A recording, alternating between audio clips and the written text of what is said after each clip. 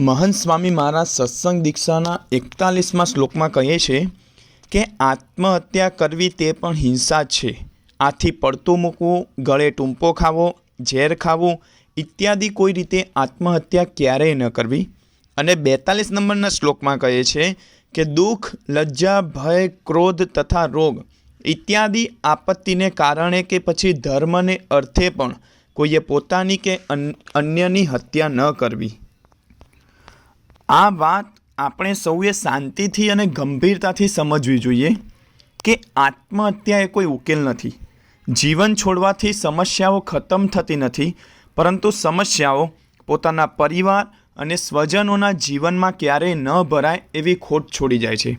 આત્મહત્યા કરનાર માણસ નબળો નથી, એ માણસ અંદરથી એટલો તૂટી ગયો હોય છે કે એને બોલવાનો, સમજવાનો કે કોઈ રસ્તો દેખાતો નથી। પરંતુ એક સત્ય હંમેશા યાદ રાખજો કે દરેક દુઃખ એ કાયમી નથી।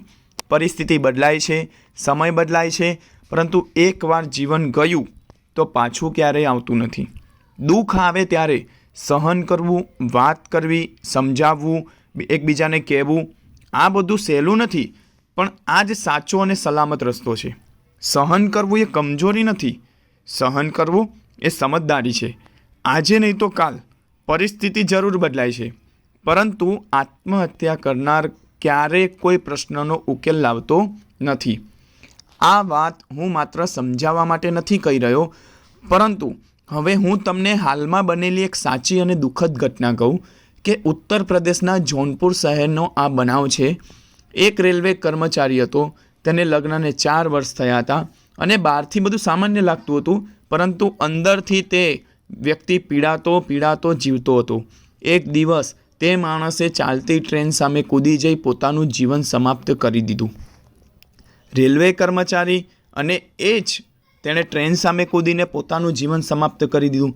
અને પોલીસ તપાસ દરમિયાન મૃતકના ખિસ્સામાંથી એક પત્ર મળ્યો અને સ્યુસાઇડ નોટ હતી। એમાં લખેલું હતું કે તે પોતાની પત્ની અને સાસરિયાના તરફથી લાંબા સમયથી માનસિક ત્રાસ સહન કરી રહ્યો હતો। રોજની ટકોર, રોજનું અપમાન, રોજની માનસિક પીડા, આ બધું એટલું બધું વધી ગયું હતું કે તે માણસ બોલી શક્યો નહીં અને અંતે જીવન છોડવાનું પગલું ભર્યું। હવે આપણે એક ક્ષણનો વિચાર કરો કે જો એ માણસે સમયસર કોઈને વાત કરી હોત, જો કોઈએ એને પૂછ્યું હોત કે તું ઠીક તો છે ને, તો કદાચ આજે એક જીવન બચી ગયું હોત। આ ઘટના માત્ર એક વ્યક્તિની નથી, પણ આ ઘટના આપણા સમાજ માટે એક ચેતવણી છે। ઘણી વખત શબ્દોથી માણસને ઘાયલ કરી દઈએ છીએ અને પછી પૂછીએ છીએ કે એવું પગલું કેમ ભર્યું। પરંતુ યાદ રાખજો, આત્મહત્યા એક દિવસમાં નથી થતી, તે રોજની માનસિક પીડાઓમાંથી જન્મે છે, બરાબર। અને સમાજ માટે એક બોજ છે કે આ બધી ઘટનાઓમાંથી આજે આત્મહત્યાને એ બધામાંથી દૂર થવું હોય તો પતિ પત્ની એકબીજાને સાંભળતા શીખો।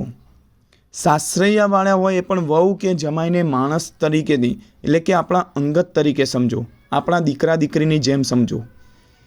માતા પિતા હોય તેને દીકરા દીકરીને ખુલ્લે રીતે વાત કરો। અને જો પોતે દુઃખમાં હોય તો યાદ રાખજો કે વાત કરવી એ કમજોરી નથી, પરંતુ સામેવાળી વ્યક્તિને વાત કરવાથી તેમાંથી આપણને કંઈક ઉપાય મળે છે અને જીવન બચી જાય છે। એટલે એક અંતિમ સંદેશ છે કે જીવન એ ભગવાનની અમૂલ્ય ભેટ છે। દુઃખ આવે છે અને જાય છે, પરંતુ જીવન એક જ વાર મળે છે। આત્મહત્યાથી કોઈ જ ઉકેલ આવતો નથી, પરંતુ પરિવાર ઉપર દુઃખ વધે છે। એટલે કે સમજ, સંવાદ અને સહનશીલતા એ જ સાચો રસ્તો છે।